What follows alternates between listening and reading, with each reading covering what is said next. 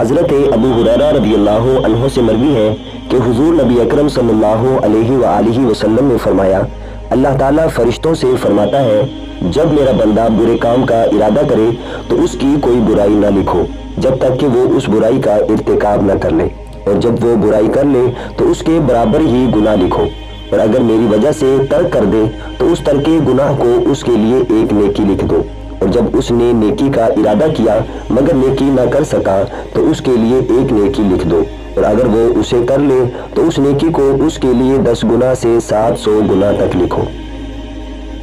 حضرت عبداللہ رضی اللہ عنہ سے مروی ہے کہ ایک شخص نے حضور نبی اکرم صلی اللہ علیہ وآلہ وسلم کی بارگاہ میں عرض کیا، یا رسول اللہ صلی اللہ علیہ وسلم، میں محسن کب بنوں گا؟ آپ صلی اللہ علیہ وآلہ وسلم نے فرمایا، جب تیرا پڑوسی تجھے کہے کہ تو محسن ہے تو تو محسن ہے، اور جب وہ تجھے کہے کہ تو برا ہے تو تو برا ہے۔